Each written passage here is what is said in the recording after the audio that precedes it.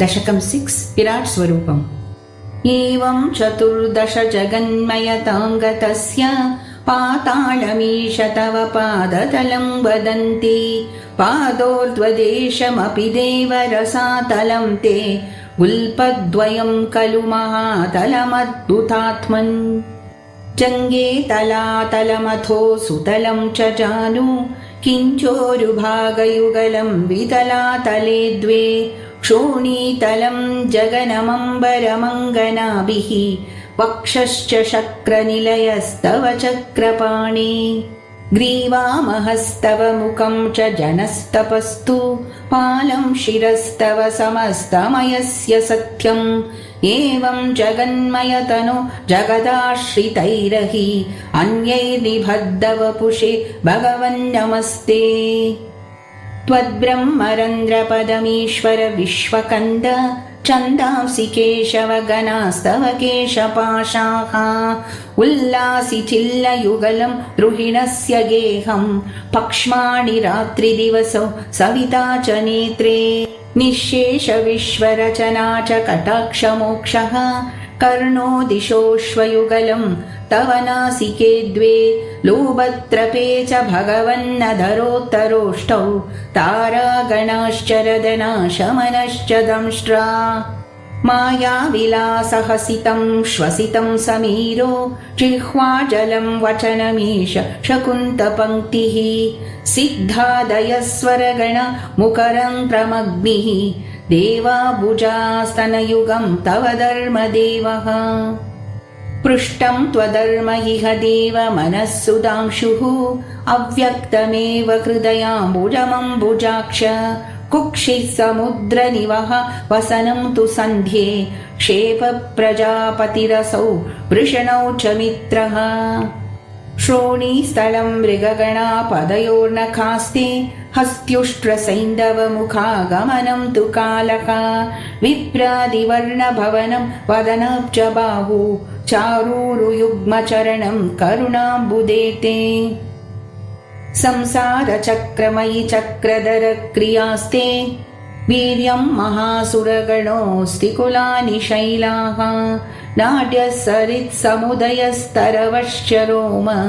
जीयादिदं वपुरनिर्वचनीयमीश ईदृग्जगन्मय वपुस्तव कर्मभाजां कर्मावसानसमये स्मरणीयमाहुः तस्यान्तरात्मवपुषे विमलात्मने ते वाताळयादिपनमोऽस्तु निरुन्दिरोगान् गोपिका जीवनस्मरणं गोविन्द गोविन्द नारायण अखिलगुरु भगवन्नमस्ते। दशकं 7 हिरण्यगर्भोत्पत्तिः। एवं देव 14 जगद्रूपेण जातः पुनः तस्योर्ध्वं खलु सत्यलोकनिलये जातोऽसि दाता स्वयं यं शंसन्ति हिरण्यगर्भमखिल त्रैलोक्यजीवात्मकं यो भूत्स्फीतरजो विकारविकसन्नाना श्रीसृक्षारसः सोऽयं विश्वविसर्गदत्तहृदयः सम्पश्यमानः स्वयं बोधं खल्वनवाप्य विश्वविषयं चिन्ताकुलस्तस्तिवान् तावत् त्वं जगतां पते तपतपेत्येवं हि वैहायसीं वाणीमेनमशिश्रव श्रुतिसुखां कुर्वंस्तपप्रेरणाम् कोऽसौ मामवदत् पुमानिति जला पूर्णे जगन्मण्डले दिक्षु द्वीक्ष्य किमप्यनीक्षितवता वाक्यार्थमुत्पश्यता दिव्यं वर्षसहस्रमात्ततपसा तेन त्वमाराधितः तस्मै दर्शितवानसि स्वनिलयं वैकुण्ठमेकाद्भुतम् माया यत्र कदापि नो विकुरुते भाते जगद्भ्यो बहिः शोकक्रोधविमोहसाध्वसमुखाः भावास्तु दूरं गताः सान्द्रानन्दजरी च यत्र परम ज्योतिप्रकाशात्मके तत्ते धाम विभावितं विजयते वैकुण्ठरूपं विभो यस्मिन्नाम चतुर्भुजा हरिमणि श्यामावदातत्विषो नानाभूषणरत्नदीपितदिशो राजद्विमानालयाः भक्तिप्राप्ततथाविधोन्नतपदाः दीव्यन्ति दिव्याजनाः तत्ते धाम निरस्तसर्वशमलं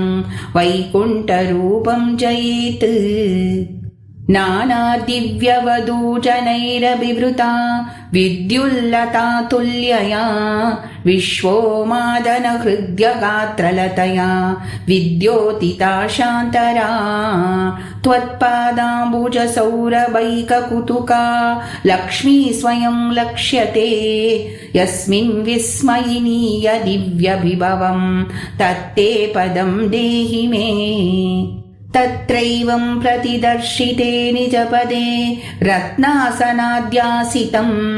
बाष्पत्कोटिलसत्किरीटकटकाद्याकल्पदीप्राकृती श्रीवत्साङ्कितमातकौस्तुभमणि छायारुणं कारणं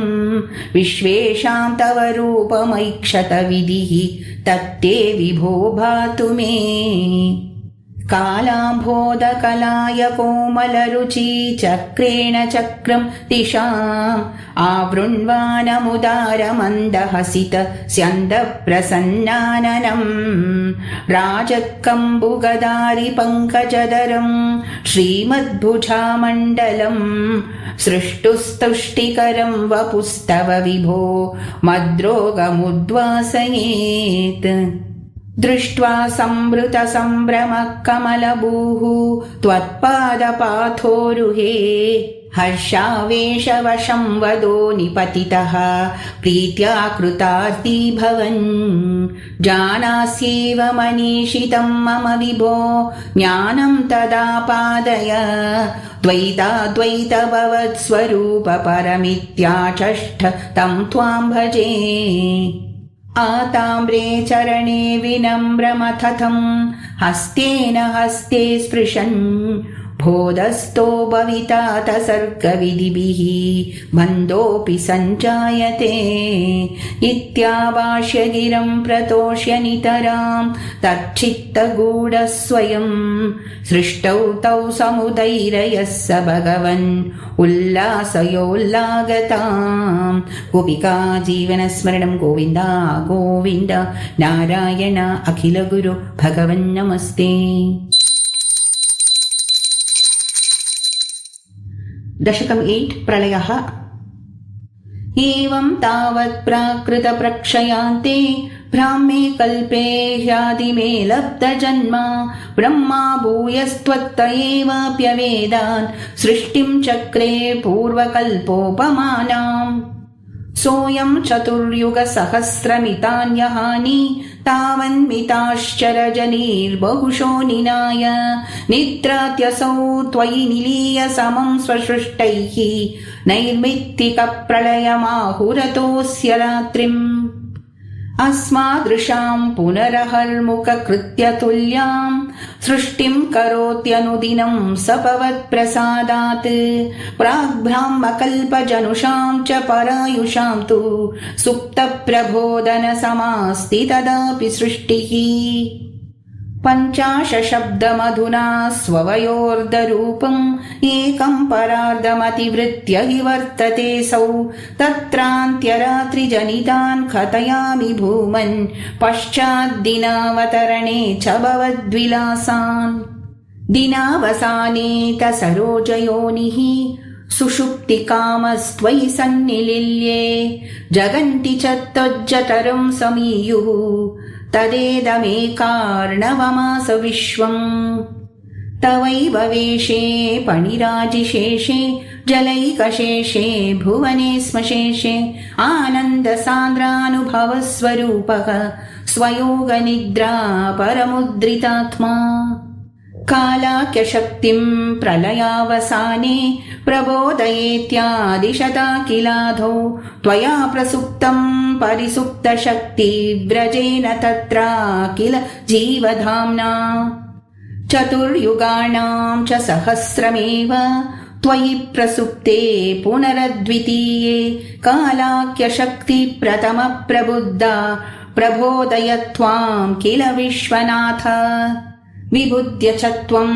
जलगर्भशायिन् विलोक्य लोकान् अखिलान् प्रलीनान् तेष्वेव सूक्ष्मात्मतया निजान्तः स्थितेषु विश्वेषु ददात दृष्टिम् ततस्त्वदीया दयिनाभिरन्ध्राद् उदञ्जितं किञ्चन दिव्यपद्मं निलीननिःशेषपदार्थमाला संक्षेपरूपं मुकुलायमानम् तदेतदम्बोरुहकुड्मलं ते कलेवरात्तोयपते प्ररूढं बहिर्निरीतं फरितस्फुरद्भिः स्वधामभिर्ध्वान्तमलं न्यकृन्तत् सम्पुल्लपत्रे नितरां विचित्रे तस्मिन् भवद्वीर्यधृते सरोजे सपद्मजन्मा विधिराविरासीत् स्वयं प्रबुद्धा किल वेदराशिः अस्मिन् परात्मन्ननुपाद्मकल्पे त्वमित्यमुत्तापितपद्मयोनिः अनन्तभूमाममरोगराशिं निरुन्दिवातालयवास विष्णो गोपिका जीवनस्मरणं गोविन्द गोविन्द नारायण अखिलगुरो भगवन्नमस्ते। दशकं 9 जगत्सृष्टिः स्थितः स कमलोद्भव तव हि नाभिपङ्केरुहे कुतस्विदिदमम्बुदोः उदितमित्यनालोकयन् तदीक्षणकुतूहलात् प्रतिदिशं विवृत्ताननः चतुर्वदनतामगाद् विकसदष्टदृष्ट्यम्बुजाम् महार्णवविगूर्णितं कमलमेव तत्केवलं विलोक्य तदुपाश्रयं तव तनुं तु नालोकयन् क एष कमलोदरे महति निस्सहायो ह्यहं कुतः स्वदिदमम्बुजं समजनीति चिन्तामगात् अमुष्य हि सरोरुह किमपि कारणं सम्भवेत् इति स्म कृतनिश्चयः सकलु नालरन्ध्रध्वना स्वयोगबलविद्यया समवरूढवान् प्रौढधीः त्वदीयमतिमोहनं न तु कलेवरं दृष्टवान् ततः सकलनालिका विवरमार्गगोमार्गयन् प्रयस्य शतवत्सरं किमपि नैव सन्दृष्टवान् निवृत्य कमलोदरे सुखनिषण्ण एकाग्रदीः समाधिबलमाददे भवदनुग्रहैकाग्रही शतेन परिवत्सरैः दृढसमाधिबन्धोल्लसत् प्रबोधविशदीकृतः सकलु पद्मिनी सम्भवः अदृष्टचरमद्भुतं तव हि रूपमन्तर्तृषा यचष्ट परितुष्टदीः भुजगभोगभागाश्रयम् किरीटमुकुटोल्लसत् कटकहार केयूरयुग मणिस्फुरितमेकलं सुपरिवीतपीताम्बरं कलाय कुसुमप्रभं गलतलोल्लसत्कौस्तुभं वपुस्तदयि भावये कमलजन्मने दर्शितम् श्रुतिप्रकरदर्शित प्रचुरवैभव श्रीपते हरे जय जय प्रभो पदमुपैषि दृष्ट्या दृशोः कुरुष्व धियमाशु मे भुवननिर्मितौ कर्मटाम् इति द्रुहिणवर्णित स्वगुणमं हि मां पाहि माम् लभस्व भुवनत्रयी रचनदक्षतामक्षतां बृहाणमदनुग्रहं कुरु तपश्च भूयो विदे भवत्व किल साधनी मयि च भक्तिरत्युत्कटेति उदीर्य गिरमाददा मुदितचेतसं वेदसम् शतं कृततपास्तत सकलु दिव्यसंवत्सरान् अवाप्य च तपोबलम् अतिबलं च पूर्वादिकम् उदीक्ष्य किल कम्पितं पयसि पङ्कजं वायुना भवद्बलविजृम्भितः पवनपातसी पीतवान् तवैव कृपया पुनः सरसिजेन तेनैव सह प्रकल्प्य भुवनत्रयीं प्रववृते प्रजानिर्मितौ तथाविध कृपाभरो गुरुमरुत्पुराधीश्वर त्वमाशु परिपाहि मां गुरुदयोक्षितैरीक्षितैः गोपिका जीवनस्मरणं गोविन्द गोविन्द नारायण अखिल गुरु भगवन्नमस्ते।